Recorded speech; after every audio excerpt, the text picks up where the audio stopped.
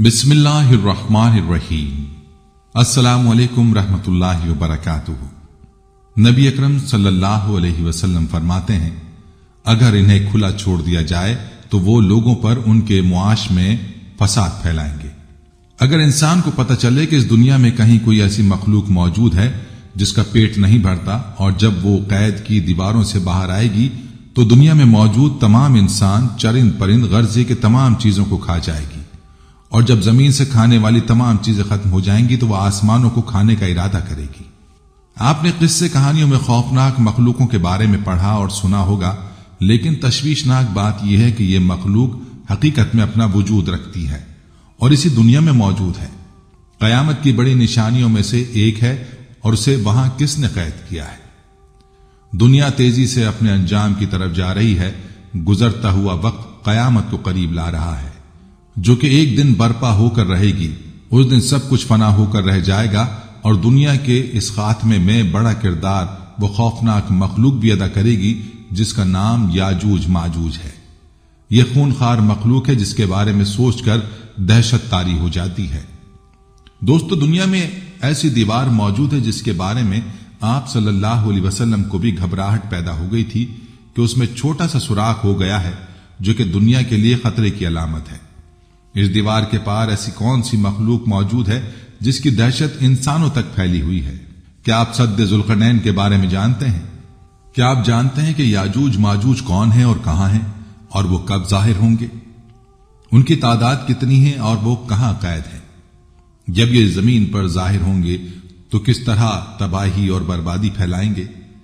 आपको ये भी बताएंगे कि दुनिया में वो कब आएंगे, वो ऐसे कौन से असबाब होंगे कि उनका दुनिया में आना आसान हो जाएगा। ये सब कुछ जानने के लिए हमारे साथ रहिए और आपसे गुजारिश है कि वीडियो को आखिर तक जरूर देखिएगा।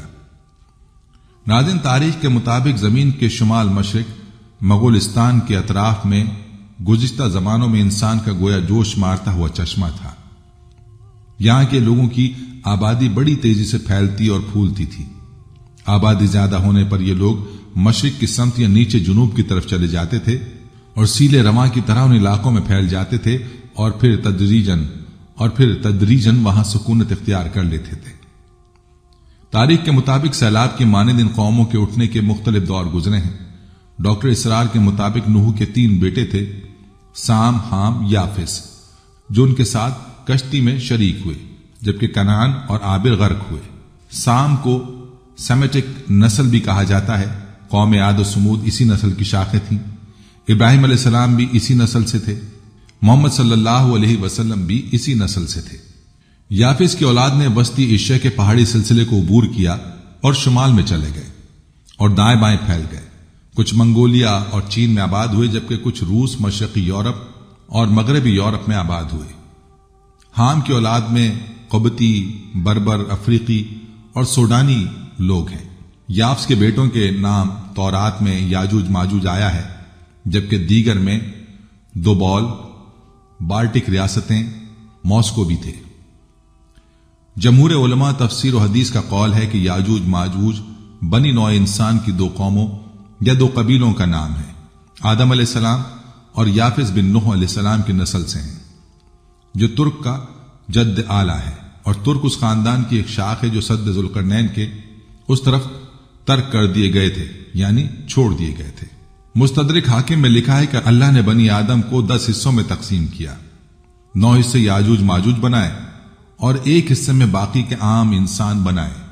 एक रिवायत के मुताबिक ये लोग काफिर हैं और दोज़खी हैं, और इस कदर कसीर और बेशुमार हैं कि इनमें और अहले बहिश्त में वो निस्बत है जो 1 और 1000 में है। जिस कदर अफराद दोज़ख में जाएंगे उन तमाम के मुकाबले में अक्सरियत याजूज माजूज की होगी। याजूज माजूज का तसव्वुर दुनिया के दूसरे मज़ाहिब में भी मौजूद है। 6ठी सदी कब्ल मसीह में आशूरियों के यहां वो सैथियंस के नाम से मारूफ रहे। 3री सदी कब्ल मसीह में चीनी उलमा ने उनको हैसीनों का नाम दिया। यूरोपीय उलमा 4ठी सदी ईस्वी में उनको हियोन के नाम से याद करते रहे। कुरान करीम में इनका जिक्र याजूज और माजूज के नाम से किया गया है। 13वीं सदी ईस्वी में मुसलमान और यूरोपीय मुअर्रिखीन ने इनका जिक्र मुगल और तातारियों के नाम से किया है। अल्लामा अब्दुर रहमान सादी रहमतुल्लाह अलैह की तहकीक यह है कि याजूज माजूज آج یوج آجا واجیجا سے مشتق ہے، جس کے معنی تیزی اور سرعت سے چلنے اور حرکت کرنے کے ہیں۔ اگر اس کا فاعل آگ ہو تو بھڑک اٹھنے کا مفہوم نکلتا ہے۔ اس تناظر میں یاجوج ماجوج یفعل اور مفعول کے وزن پر صفت ہے۔ لکھتے ہیں یاجوج ماجوج کے صفت ہونے کی بنا پر اس کا اسم جنس ہونا اولا ہے۔ امام بن جریر طبری، حافظ ابن اسیر اور حافظ ابن کثیر وغیرہ نے یاجوج ماجوج سے ترکوں، مغلوں اور تاتاریوں کو مراد لیا ہے۔ ان کے نزدیک ان کی اصل جگہ ایک ہے، اگرچہ بعد میں ان کی کئی شاخیں ہو گئی ہوں۔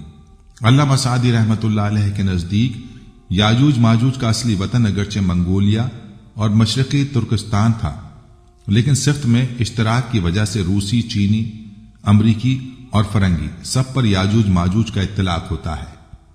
لیکن علامہ سعدی کی رائے کو اس سلسلے میں درست نہیں مانا جاتا، کیونکہ قرآن و حدیث میں یاجوج ماجوج کا تصور اس سے الگ ہے۔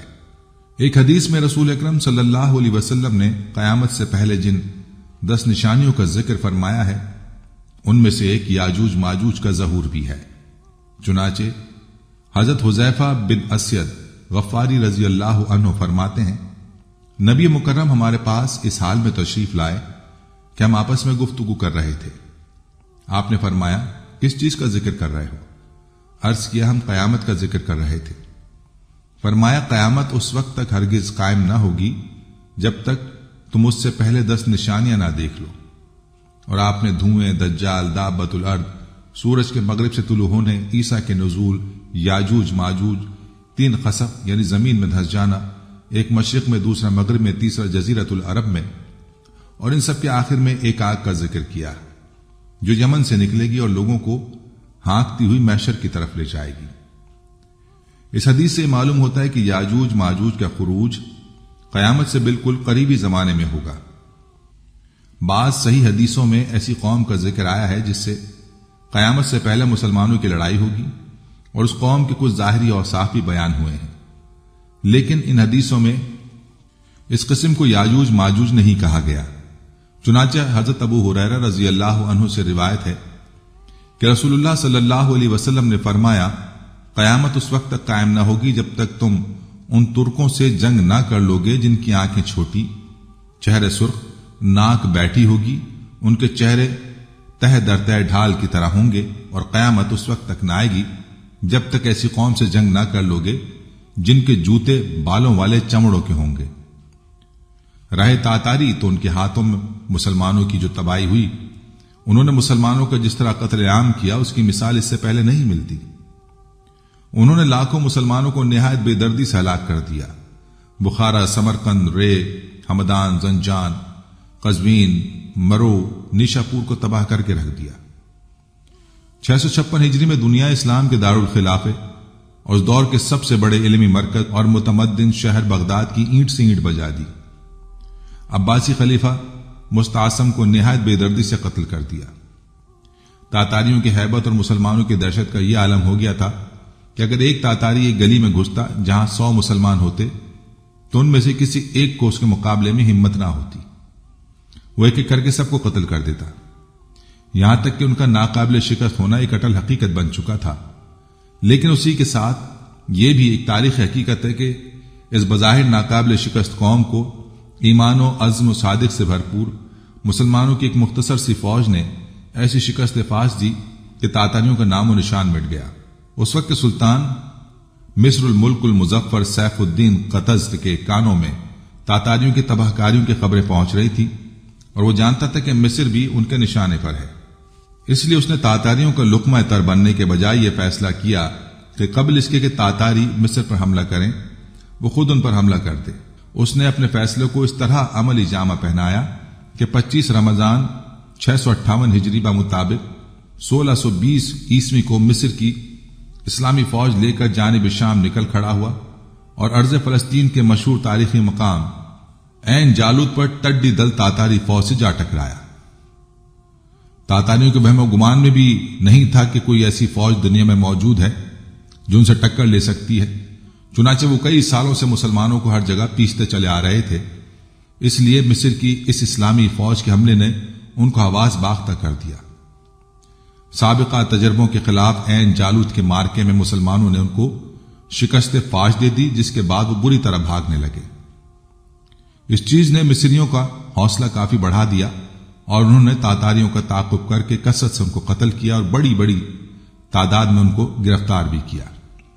مسلمانوں کے ہاتھوں تاتاریوں کی اس عبرتناک شکست نے ان کی ذہنیت بدل کر رکھ دی اور وہ مسلمان اور اسلام سے اس قدر مروب و متاثر ہوئے کہ ان کے دین یعنی اسلام میں داخل ہونے لگے۔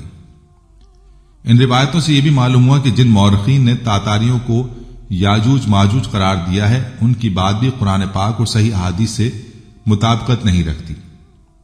دوستو، یاجوج ماجوج کے بارے میں قرآن میں حقائق ملتے ہیں۔ قرآن مجید واضح طور پر گواہی دیتا ہے کہ یاجوج ماجوج دو وحشی خونخوار قبیلوں کے نام تھے۔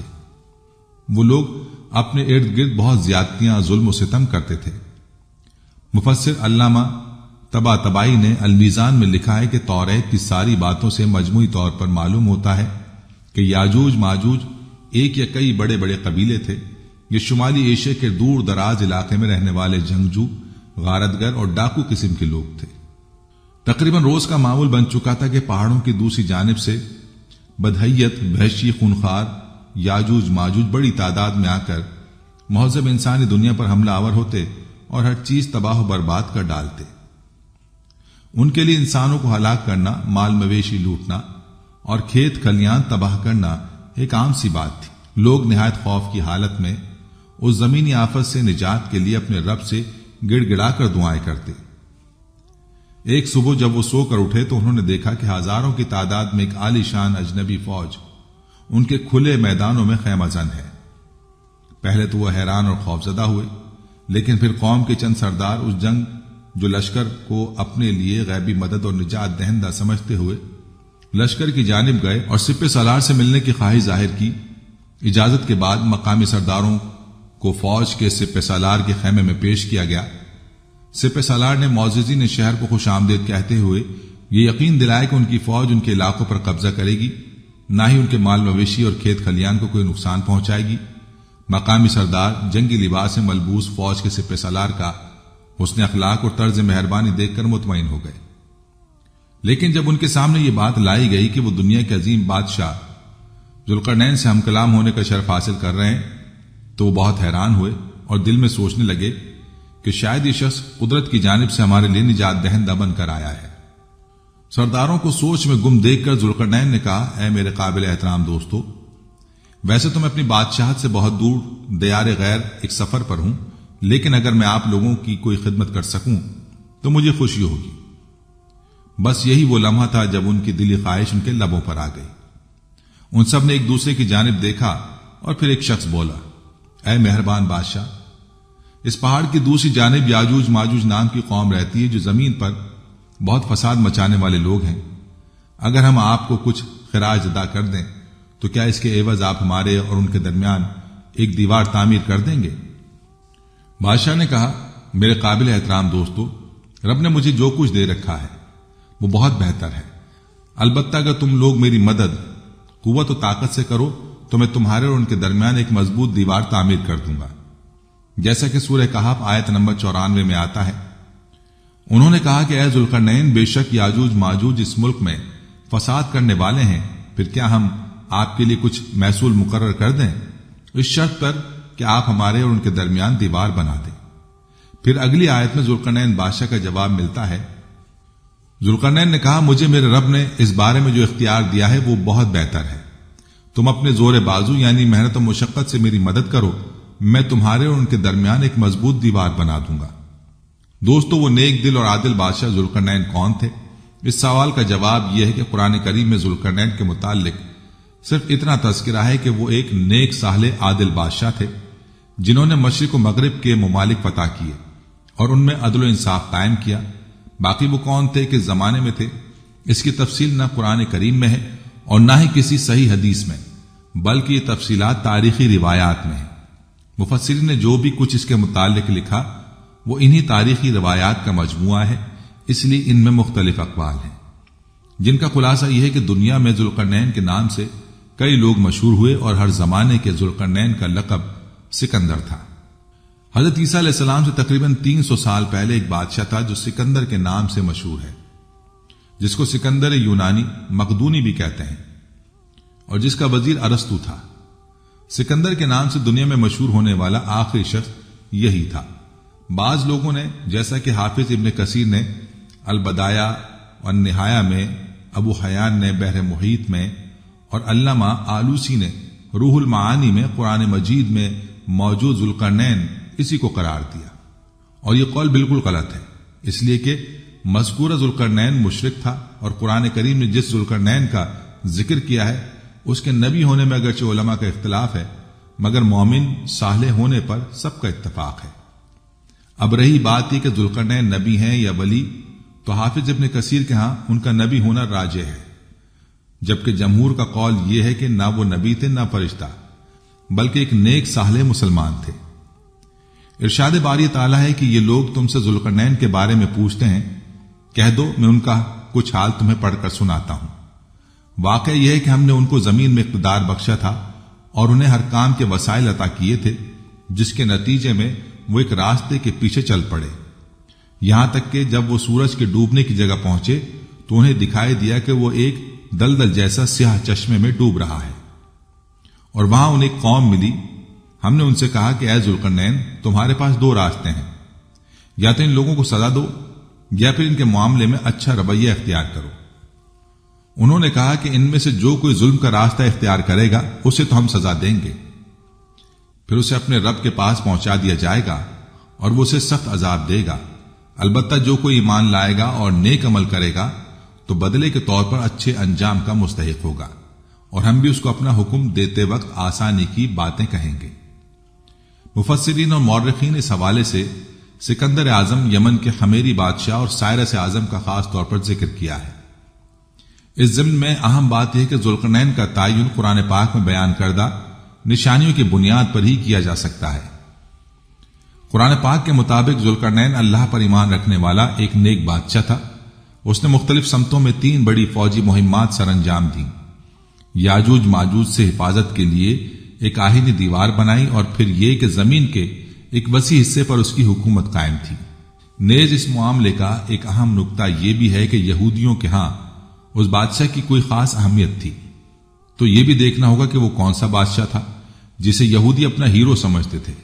قدیم دور کے بعض مفسرین کا خیال ہے کہ سکندر اعظم ہی ذوالقرنین تھا، تاہم اس رائے کو قبول کرنے میں مشکل یہ ہے کہ سکندر اعظم، جسے سکندر مقدونی اور سکندر یونانی بھی کہا جاتا ہے، عقیدے کے لحاظ سے آتش پرست تھا، جبکہ اس کے ظلم و ستم اور قتل و غارت کی کہانیاں بھی تاریخ میں اہم ہیں۔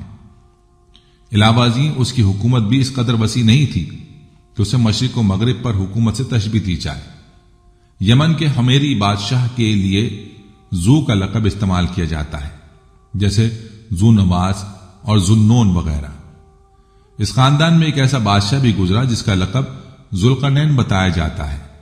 یہی وجہ ہے کہ بعض مفسرین نے اسے ہی قرآن کا ذوالقرنین قرار دیا ہے۔ البیرونی نے تو اپنی کتاب میں کچھ ایسے قدیم اشعار بھی نقل کیے ہیں جس میں اسی بادشاہ کو ذوالقرنین بتایا گیا ہے۔ ناظرین، تاہم اس رائے کو بھی قبولیت حاصل نہ ہو سکی۔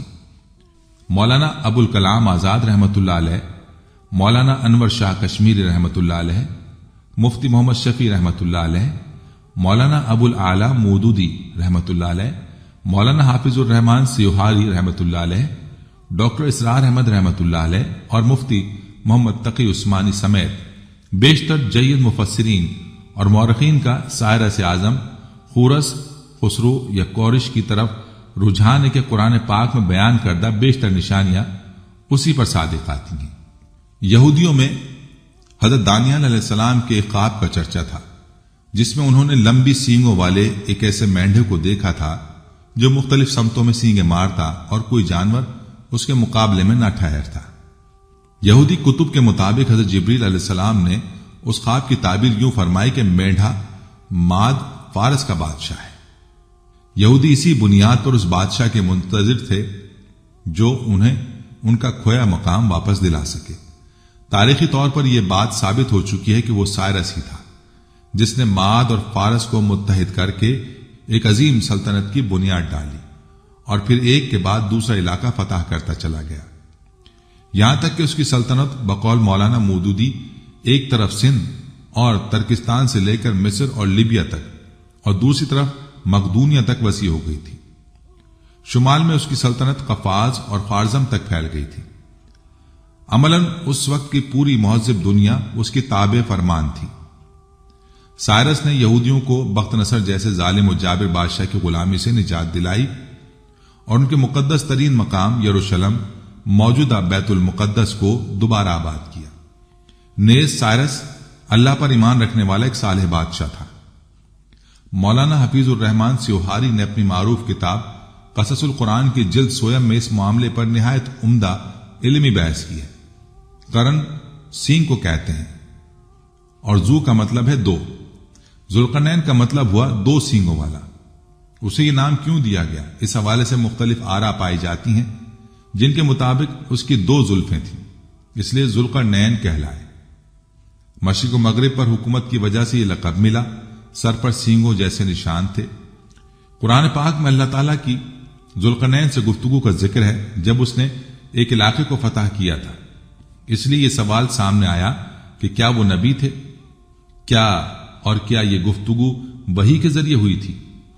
علامہ ابن کثیر نے اپنی کتاب البدایہ اور نہایہ میں انہیں نبی قرار دیا ہے، تاہم یہ بھی وضاحت کی ہے کہ بیشتر علماء کا اس پر اتفاق ہے کہ وہ نبی نہیں تھے۔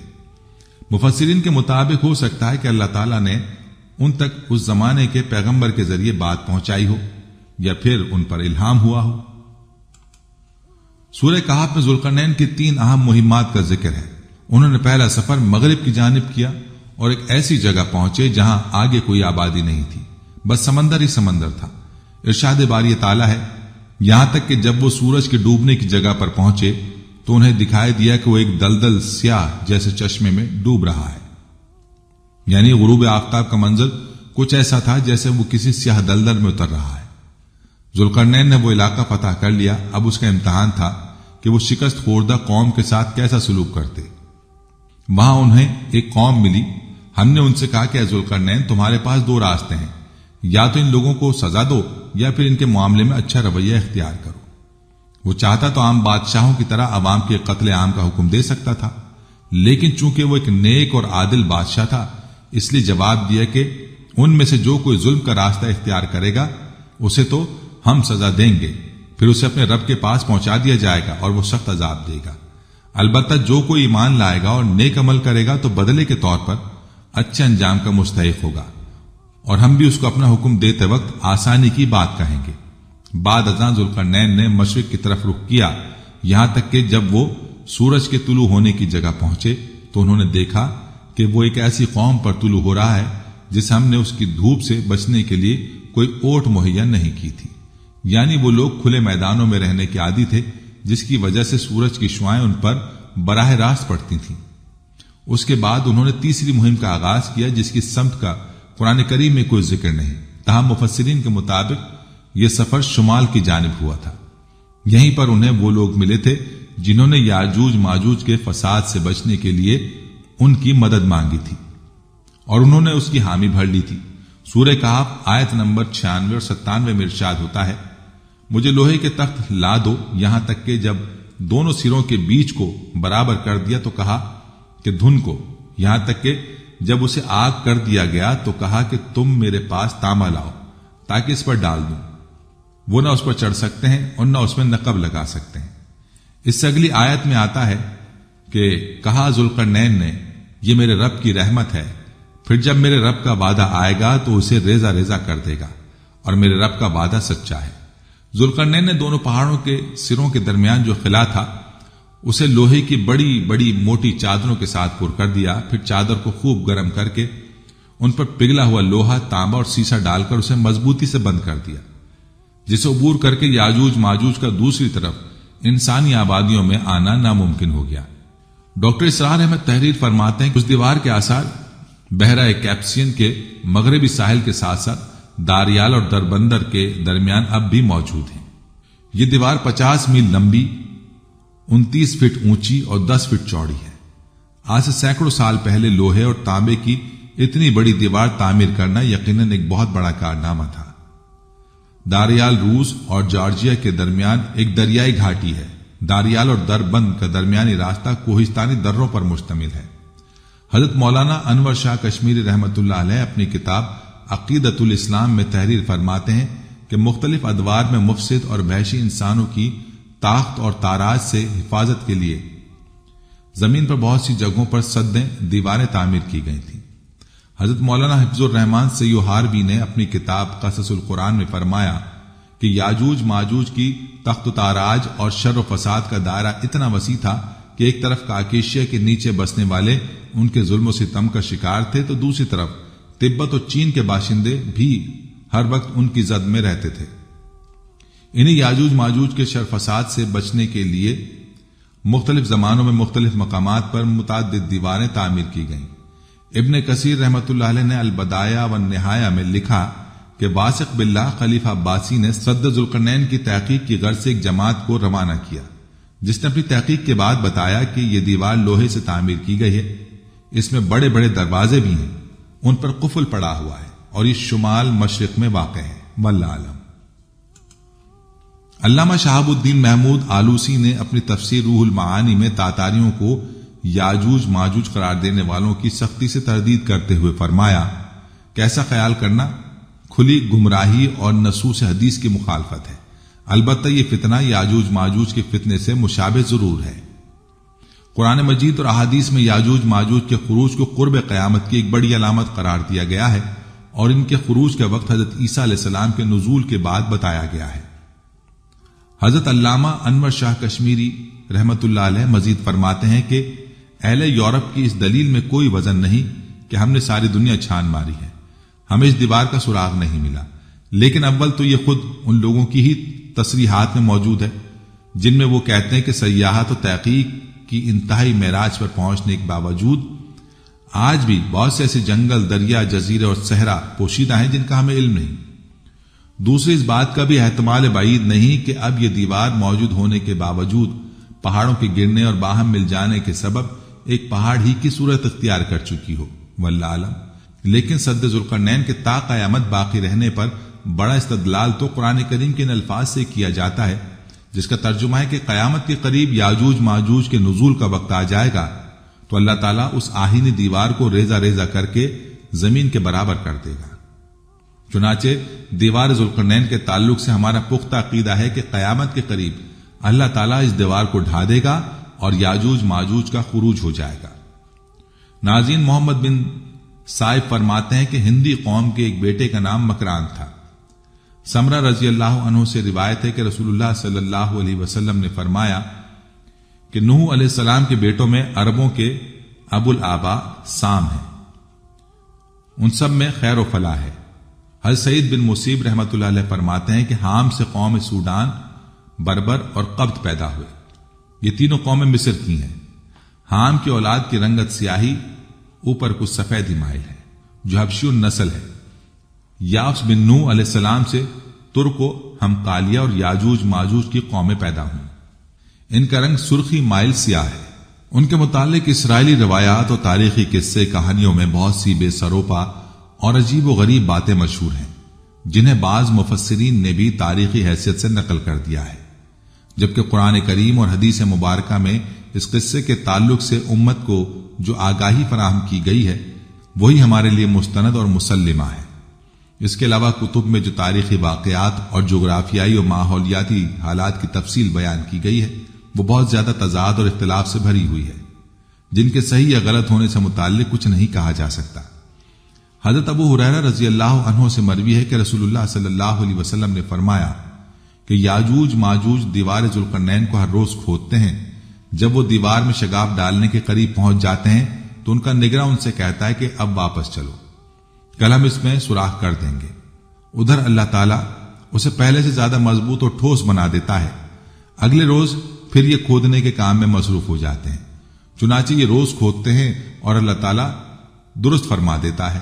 یہ سلسلہ یوں ہی چلتا رہے گا یہاں تک کہ ان کے خروج کا وقت آ جائے گا اور اللہ تعالیٰ ان کے کھولنے کا حکم فرما دے گا۔ جس روز جب یہ دیوار کے شگاف کو آخری حد تک کھود ڈالیں گے تو اس دن ان کا نگراں کہے گا کہ انشاءاللہ تعالیٰ ہم کل اسے پار کر لیں گے۔ حضرت صلی اللہ علیہ وسلم نے فرمایا کہ جب وہ اگلے دن واپس لوٹ کر آئیں گے تو اسے اسی حالت میں پائیں گے جس حالت میں چھوڑ کر گئے تھے. پھر وہ اسے توڑ ڈالیں گے اور باہر نکل کر لوگوں پر ٹوٹ پڑیں گے. سارا پانی پی جائیں گے، لوگوں سے بچنے کے لیے بھاگیں گے. پھر وہ اپنے تیر آسمان کی طرف پھینکیں گے. تیر خون میں ڈوبے ہوئے واپس آئیں گے. وہ کہیں گے ہم زمین والوں پر غالب آ گئے اور آسمان والوں سے بھی ہم قوت و بلندی میں بڑھ گئے ہیں. پھر اللہ تعالیٰ ان کی گردنوں میں کیڑا پیدا کر دے گا جس سے وہ ہلاک ہو جائیں گے. ام المومنین حضرت زینب بنت حجش رضی اللہ عنہا بیان فرماتی ہیں کہ نبی کریم صلی اللہ علیہ وسلم ان کے ہاں تشریف لائے تو آپ صلی اللہ علیہ وسلم کچھ پریشان تھے. آپ صلی اللہ علیہ وسلم نے فرمایا اللہ کے سوا کوئی سچا معبود نہیں. عرب اسی شر کی وجہ سے ہلاک ہو گئے جو اب قریب آ پہنچا ہے.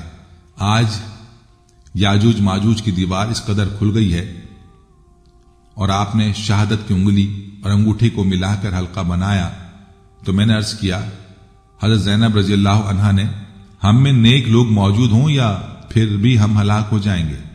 آپ صلی اللہ علیہ وسلم نے فرمایا ہاں، جب شر اور گندگی زیادہ ہو جائے گی، جب فسق و فجور بڑھ جائے گا، جب فسق و فجور بڑھے گا تو یقیناً بربادی ہوگی.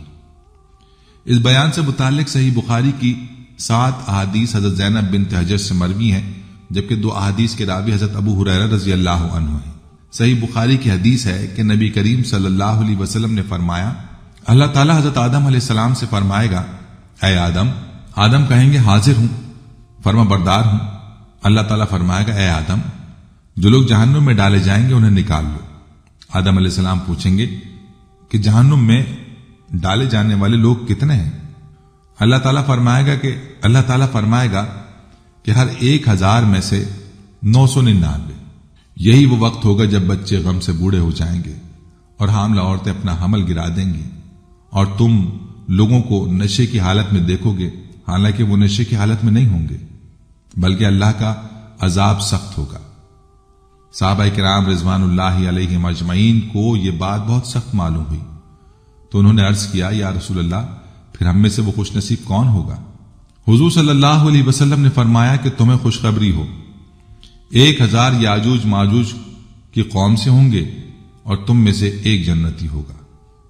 پھر آپ نے فرمایا اس ذات کی قسم جس کے ہاتھ میں میری جان ہے، مجھے امید ہے کہ تم لوگ اہل جنت کا 1/3 حصہ ہوگے.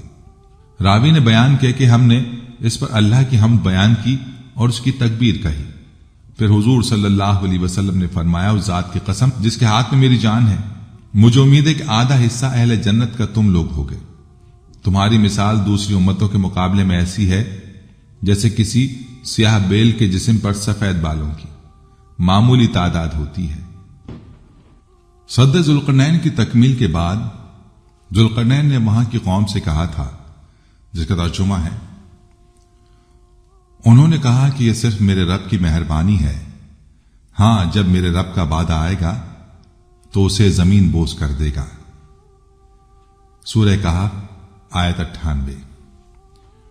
حضور اکرم صلی اللہ علیہ وسلم نے مختلف اوقات میں احادیث مبارکہ کے ذریعے یاجوج ماجوج کے خروج کا بتاتے ہوئے ان کے خروج کو قیامت کی بڑی نشانیوں میں سے ایک نشانی بتایا. قرآن مجید میں اللہ تعالیٰ ارشاد فرماتا ہے کہ یاجوج ماجوج کھول دی جائیں گے اور وہ ہر بلندی سے ڈرتے ہوئے آئیں گے. سورہ انبیاء آیت 96. یاجوج ماجوج کا عروج ظہور مہدی علیہ السلام اور خروج دجال کے بعد حضرت عیسیٰ علیہ السلام کی موجودگی میں ہوگا. ان کی تعداد اس قدر زیادہ ہوگی کہ جس کا کوئی شمار نہیں. ان کا بے پناہ سیلاب ایسی شدت اور تیز رفتاری سے آئے گا کہ کوئی انسانی طاقت انہیں روک نہیں سکے گی. یوں معلوم ہوگا کہ ہر ٹیلے اور پہاڑ سے ان کی فوجیں پھسلتی اور لڑکتی چلی آ رہی ہیں. اپنی کثرت ازدحام کی وجہ سے یہ تمام بلندی اور پستی پر چھا جائیں گے. تفسیر عثمانی. قرآن و سنت کی تصریحات سے یہ بات بلا شبہ ثابت ہے کہ یاجوج ماجوج کوئی عجیب الخلقت چیز نہیں بلکہ نسل انسانی سے ان کا تعلق ہے اور یہ حضرت نوح علیہ السلام کی اولاد میں سے ہیں. ان کا سلسلہ نسب حضرت نوح علیہ السلام کے فرزند یافس سے ملتا ہے. صحیح مسلم کی ایک حدیث میں اللہ کے نبی صلی اللہ علیہ وسلم نے ان کے بارے میں تفصیل بیان فرمائی ہے. جو حضرت نواس بن سمان رضی اللہ عنہ سے مروی ہے۔ حدیث کے شروع میں دجال کا تذکرہ ہے اور پھر یاجوج ماجوج سے متعلق تفصیل ہے۔ نواس بن سمان رضی اللہ عنہ سے روایت ہے کہ یاجوج ماجوج کے بارے میں اللہ کے نبی صلی اللہ علیہ وسلم نے فرمایا کہ یاجوج ماجوج کا ظہور حضرت عیسیٰ علیہ السلام کے نزول کے بعد ان کی موجودگی میں ہوگا۔ اللہ تعالیٰ حضرت عیسیٰ علیہ السلام کی جانب وحی فرمائے گا کہ میں نے اپنے پیدا کیے ہوئے بندوں کو باہر نکال دیا ہے، ان سے جنگ کرنے کی طاقت کسی میں نہیں ہے، تم میری بندگی کرنے والوں کو اکٹھا کر کے کوہ طور کی طرف چلے جاؤ۔ پھر اللہ تعالیٰ یاجوج ماجوج کا خروج فرما دے گا، وہ ہر اونچی جگہ سے امٹتے ہوئے آئیں گے، ان کی اگلی جماعتیں بحیرہ تبریہ سے گزریں گی تو اس کا سارا پانی پی جائیں گی۔ جب ان کی آخری جماعت گزریں گی تو کہیں گی کہ اس جگہ کسی وقت پانی تھا۔ بحیرہ تبریہ کو بحیرہ گلیل بھی کہا جاتا ہے۔ یہ اسرائیل میں میٹھے پانی کی سب سے بڑی جھیل ہے۔ اس کا محیط 53 کلومیٹر، لمبائی 21 کلومیٹر اور چوڑائی 13 کلومیٹر ہے، جبکہ جھیل کا کل رقبہ 166 مربع کلومیٹر ہے۔ اس جھیل میں پانی دریا اردن سے آتا ہے۔ یہ وہ وقت ہوگا جب حضرت عیسیٰ علیہ السلام اور ان کے ساتھی یاجوج ماجوج کے ہاتھوں محصور ہو جائیں گے۔ پھر حضرت عیسیٰ علیہ السلام اور ان کے ساتھی اللہ سے دعا کریں گے تو اللہ تعالیٰ یاجوج ماجوج کی گردنوں میں ایک کیڑا فرما دے گا جس سے یہ سب یک لخت ہلاک ہو جائیں گے۔ اس کے بعد حضرت عیسیٰ علیہ السلام اور ان کے ساتھی کوہ طور سے نیچے اتریں گے تو زمین یاجوج ماجوج کی لاشوں سے اٹی پڑی ہوگی۔ ایک بالش جگہ بھی ایسی نہ ہوگی جو یاجوج ماجوج کی باقیات اور بدبو سے خالی ہو۔ پھر حضرت عیسیٰ علیہ السلام اور ان کے ساتھی دعا کریں گے، اللہ تعالیٰ بہت سے ایسے بھاری بھرکم پرندوں کو بھیجے گا جن کی گردنیں اونٹ کی گردنوں کی مانند ہوں گی، جو انہیں اٹھا کر لے جائیں گی اور جہاں اللہ چاہے گا وہاں انہیں پھینک دیں گے۔ پھر اللہ تعالیٰ بارش برسائے گا جس سے ہر مکان، شہر، جنگل سمیت ساری زمین دھل کر شیشے کی مانند صاف و شفاف ہو جائے گی۔ پھر اللہ تعالیٰ زمین کو حکم فرمائے گا کہ اپنے پیٹ سے پھلوں اور پھولوں کو اگل دے اور اپنی برکت لوٹا دے۔ پس ان دنوں ایسی برکت ہوگی کہ ایک انار پوری جماعت کے لیے کافی ہوگا، اور وہ اس کے چھلکے کی چھتری بنا کر سایہ حاصل کرے گی۔ اور دودھ میں ایسی برکت ہو جائے گی کہ ایک دودھ دینے والی گائے سے پورا قبیلہ سیر ہو جائے گا، اور ایک دودھ دینے والی بکری پورے گھرانے کی کفالت کرے گی۔ اس دوران اللہ تعالیٰ ایک خوشگوار ہوا بھیجے گا جس کی وجہ سے سب مسلمانوں کی بغلوں کے نیچے خاص بیماری ظاہر ہوگی اور سب کے سب وفات پا جائیں گے۔ صرف بد لوگ ہی باقی رہ جائیں گے جو زمین پر جانوروں کی طرح کھلی بدکاری کریں گے، اور ایسی لوگوں پر قیامت آ جائے گی۔ صحیح مسلم حدیث نمبر 7373۔ حدیث میں حضرت نواس بن سمان سے روایت ہے کہ رسول اللہ صلی اللہ علیہ وسلم نے فرمایا، یاجوج ماجوج اتنا اسلحہ چھوڑ کر مریں گے کہ کمانوں، تیروں اور ڈھالوں کو مسلمان 7 سال تک ایندھن کے طور پر استعمال کریں گے۔ سنن نبی ماجہ۔ حضرت عبداللہ بن مسعود رضی اللہ عنہ سے روایت ہے کہ شب معراج رسول اللہ صلی اللہ علیہ وسلم نے حضرت ابراہیم علیہ السلام سے قیامت کے بارے میں دریافت کیا، لیکن انہیں علم نہیں تھا۔ پھر حضرت موسیٰ علیہ السلام سے پوچھا، انہیں بھی اس کا علم نہیں تھا۔ تب حضرت عیسیٰ علیہ السلام سے بات کرنے کو کہا گیا تو انہوں نے فرمایا، مجھے قیامت قائم ہونے سے پہلے کی باتیں بتائی گئی ہیں، باقی رہا کہ یہ کب آئے گی تو اس کے وقت کا علم اللہ کے سوا کسی کو بھی نہیں۔ پھر انہوں نے دجال کے ظہور کا ذکر کیا اور فرمایا، میں نازل ہو کر اسے قتل کروں گا۔ پھر یاجوج ماجوج ہر ٹیلے سے تیزی کے ساتھ نیچے اتر رہے ہوں گے، وہ جس پانی کے پاس سے گزریں گے وہ پی جائیں گے، جہاں سے گزریں گے تباہ و برباد کر دیں گے۔ لوگ اللہ تعالیٰ سے فریاد کریں گے، چنانچہ میں اللہ سے دعا کروں گا کہ یاجوج ماجوج کو تباہ کر دے۔ تب ساری زمین میں ان کی سڑان پھیل جائے گی۔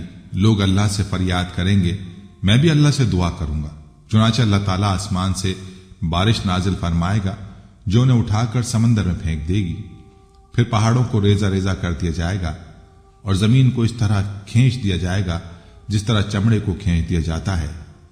مجھے عیسیٰ علیہ السلام کو بتایا گیا کہ جب یہ واقعہ ہوگا تو قیامت اتنی قریب ہوگی جیسے وہ حاملہ جس کا وقت بالکل قریب ہو اور اس کے گھر والوں کو پتہ نہ ہو کہ کب اچانک ولادت ہو جائے گی۔ سنن ابن ماجہ۔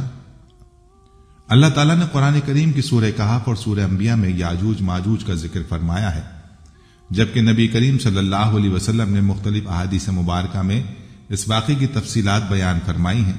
صحیح بخاری میں یاجوج ماجوج سے متعلق 11 احادیث مبارکہ ہیں، صحیح مسلم میں 7، جامع ترمذی میں 5، سنن ابی ماجہ میں 7، مسند احمد میں 6، مشکات میں 4 اور ابو داؤد میں 1 حدیث ہے۔ یاجوج ماجوج کے تعلق سے کل احادیث مبارکہ کی تعداد 47 ہے۔ قرآن کریم کی 2 سورتوں میں 47 سے زیادہ احادیث مبارکہ میں یاجوج ماجوج سے متعلق کچھ بیان کیا گیا ہے۔ وہی حقیقت ہے، قیامت سے پہلے سد ذوالقرنین کا ٹوٹنا، یاجوج ماجوج کا مہذب دنیا پر حملہ آور ہونا اور ان سب باتوں پر یقین کرنا مسلمانوں کی ایمان کا حصہ ہے، جبکہ اہل مغرب اور یہود و نصارہ کا منفی پروپیگنڈا تعصب اور لا علمی کی بنا پر ہے، جس کا حقیقت سے کوئی تعلق نہیں ہے۔ دوستو، یاجوج ماجوج دنیا پر اس وقت آئیں گے جب لوگوں میں بے حیائی پھیل چکی ہوگی، زمین پر ظلم و گناہ کے ڈیرے ہوں گے، کیونکہ ان کا آزاد ہونا قیامت کی بڑی نشانیوں میں سے ہے۔ قیامت کی بڑی نشانیوں سے مراد وہ نشانیاں جو نبی کریم صلی اللہ علیہ وسلم نے سیدنا حذیفہ بن اسید رضی اللہ عنہ کی حدیث میں بیان کی ہیں، جو کہ 10 علامتیں ہیں: دجال، عیسیٰ ابن مریم کا دوبارہ نازل ہونا، یاجوج ماجوج کا ظہور ہونا، 3 جگہوں پر زمین کا دھسنا، پہلا مشرق، دوسرا مغرب اور تیسرا جزیرۃ العرب میں، دھواں نکلنا، سورج کا مغرب سے طلوع ہونا، ایک جاندار کا رونما ہونا، آگ کا نکلنا جو کہ لوگوں کو میدان حشر کی طرف اکٹھا کرے گی۔ یہ سب علامات مسلسل رونما ہوں گی، ایک کے رونما ہونے پر دوسری اس کے فوراً بعد ظاہر ہوگی۔ صحیح مسلم میں سیدنا حذیفہ بن اسید غفاری رضی اللہ عنہ سے روایت ہے کہ رسول اللہ صلی اللہ علیہ وسلم ہمارے پاس آئے، اس وقت ہم باتیں کر رہے تھے۔ آپ صلی اللہ علیہ وسلم نے فرمایا، تم کیا باتیں کر رہے ہو؟ ہم نے کہا قیامت کا ذکر کر رہے ہیں، تو آپ صلی اللہ علیہ وسلم نے فرمایا، قیامت قائم نہ ہوگی جب تک کہ 10 نشانیاں اس سے پہلے نہیں دیکھ لو گے۔ تو آپ نے ذکر کیا دھوئیں کا، دجال کا، زمین کے جانور کا، سورج کا مغرب سے نکلنے کا، عیسیٰ ابن مریم علیہ السلام کے دوبارہ نازل ہونے کا، یاجوج ماجوج کے رونما ہونے کا، 3 جگہ خسف یعنی زمین کا دھسنا، ایک مشرق میں، دوسرا مغرب میں، تیسرا جزیرۃ العرب میں، اور ان سب نشانیوں کے بعد ایک آگ پیدا ہوگی جو یمن سے نکلے گی اور لوگوں کو ہانکتی ہوئی انہیں محشر کی طرف لے جائے گی۔ اللہ تعالیٰ سے دعا ہے کہ ہمیں یاجوج ماجوج کی تباہیوں سے محفوظ رکھے، آمین ثم آمین۔ ناظرین، یہ تھی ہماری آج کی ویڈیو۔ امید ہے کہ آپ کو ہماری آج کی یہ ویڈیو پسند آئی ہوگی۔ اگر آپ کو ویڈیو پسند آئی ہے تو اس کو لائک کریں اور اپنے پیاروں اور دوستوں کے ساتھ ضرور شیئر کریں۔ کمنٹس میں آپ ہمیں بتائیں کہ آپ اور کن موضوعات پر ویڈیو دیکھنا چاہتے ہیں۔ اس کے ساتھ ساتھ آپ کمنٹس میں ہم سے سوالات بھی پوچھ سکتے ہیں، لیکن یہ سب کرنے سے پہلے ہمارے چینل کو سبسکرائب کر لیں اور بیل کے بٹن کو بھی پریس کر لیں، تاکہ ہماری آنے والی مزید معلوماتی ویڈیوز کا نوٹیفیکیشن آپ کو بر وقت مل سکے اور آپ علم کے اس خزانے سے مستفید ہو سکیں۔ اب ملاقات ہوگی آنے والی ویڈیو، تب تک کے لیے خدا آپ کا حامی و ناصر ہو، فی امان اللہ۔ آخر میں پیارے دوستو، ہم نے ہر ویڈیو کے اختتام پر ایک دعا کا سلسلہ شروع کیا ہوا ہے۔ جو بھی اس دعا میں شامل ہوگا، میرا یہ دعویٰ ہے کہ اللہ کریم اس کی تقدیر کو بدل دے گا۔ پہلے میرے تمام ساتھی، مائیں، بہنیں سب مل کر میرے ساتھ درود شریف پڑھ لیں اور کثرت کے ساتھ کمنٹس میں آمین لکھیں۔ اللہ اس آمین کو لکھنے کی برکت سے آپ کی اور میری تقدیر بدل دے گا۔ درود ابراہیمی پڑھ لیں، اللہم صلی علی محمد وعلی آل محمد کما صلیت علی ابراہیم وعلی آل ابراہیم انک حمید مجید، اللہم بارک علی محمد وعلی آل محمد کما بارکت علی ابراہیم وعلی آل ابراہیم انک حمید مجید۔ اے اللہ، ہم تیرے گناہگار بندے، ہم تیرے خطا کار بندے، ہم تیرے عاجز بندے تیری پاکی بیان کرتے ہیں اور تیرے آگے دعا کے لیے ہاتھ پھیلاتے ہیں۔ ہماری خطاؤں کو معاف فرما، ہمارے گناہوں کو معاف فرما۔ اے اللہ، ہم اپنے اگلے پچھلے صغیرہ کبیرہ छोटे बड़े सभी गुनाहों, खताओं और नाफरमानियों की तुझ से माफी मांगते हैं। ऐ अल्लाह, ऐ रब्बुल इज्जत, हम अपने गुनाहों से तौबा करते हैं, हमारी तौबा कबूल कर ले। ऐ पाक परवरदिगार, हम सबको सच्चा और पक्का मुसलमान बना दे, हम सबको इस्लाम पर इस्तकामत नसीब फरमा दे, हमें कामिल और पुख्ता ईमान वाला बना। ऐ पाक परवरदिगार, तमाम मुसलमानों को ख्वाब गफलत से बेदार कर दे। ऐ अल्लाह, हमारे दीन इस्लाम की हिफाजत फरमा, मुसलमानों को दीन और दुनिया में इज्जत अता फरमा। ऐ अर्शे मौला के मालिक, ऐ हिकमत वाले, ऐ कायनात के रब, हमारे दिलों को गुमराह होने से बचा, जिस तरह से पहली कौमें गुमराह हुई हैं और जिस तरह से पहली कौमों ने अपने अंबिया की नाफरमानी की है। ऐ अल्लाह, तू हमें ऐसी नाफरमानी से बचा। ऐ अल्लाह, तू हमें उन अजाबों से बचा जो तूने पिछली कौमों पर नाजिल किए हैं। ऐ अल्लाह, तू हमें उन तमाम गुनाहों से बचा जिन गुनाहों में पिछली कौमें मुब्तला हुई हैं। ऐ मौलाए करीम, तू हमारी हिफाजत फरमा हर उस फेल से जो तेरी नाराजगी और तेरे गजब का सबब बना। ऐ अल्लाह, हमारी जिंदगी को अपनी चाहत के मुताबिक ढाल दे, हमें सिर्फ और सिर्फ नेकी की तौफीक अता फरमा, हम नेकी की बातों को सुनने वाले बन जाएं और उन पर अमल करने वाले बन जाएं, और नेकी की बातों को फैलाने की हमें तौफीक अता फरमा। ऐ अल्लाह, ये दौर फितने का दौर है, उम्मत के अंदर हर तरह के गुनाह पाए जाते हैं, तो हमारे हाल पर रहम फरमा और हमें गुनाहों से बचने की तौफीक अता फरमा। ऐ अल्लाह, तू करीम है, तू रहीम है, तू रहमान है, तू गफूर रहीम है, तो हमारे गुज़िश्ता गुनाहों को माफ फरमा दे और आइंदा के लिए हमें गुनाहों से बचने की तौफीक अता फरमा। ऐ अल्लाह, हमारे तन मन, हमारे दिल को, दिमाग को, रूह को, जिस्म को पाकीज़ा बना दे, हमारे दिलों पर लगे जंग को, हमारे दिलों पर जमी गंदगी और मैल को अपनी रहमत से धो डाल।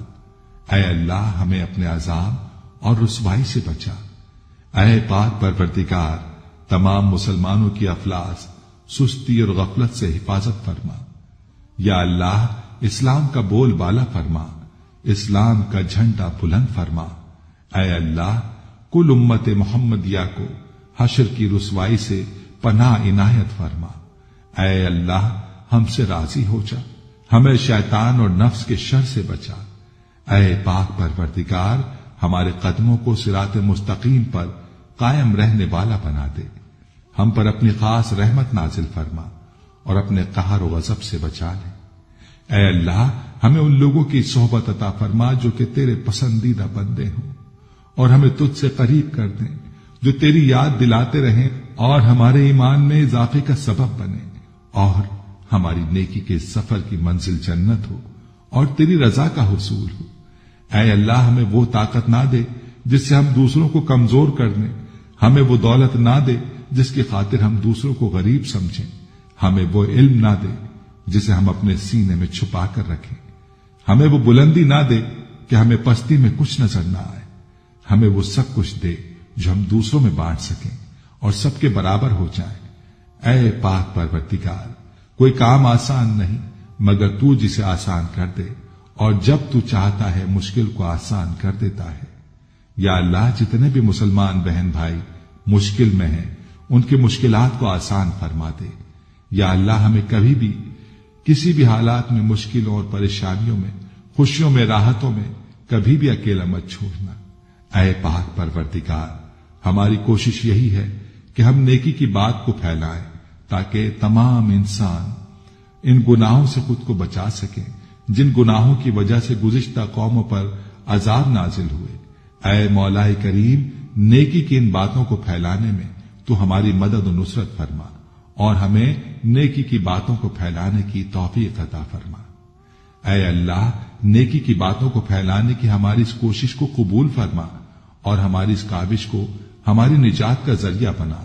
या अल्लाह, हमारी इन तमाम हाजात को, हमारी इन तमाम दुआओं को जो हमारे लबों से अदा हुई या जो हमारे दिलों में है, अपने हुजूर शर्फ कबूलियत अता फरमा।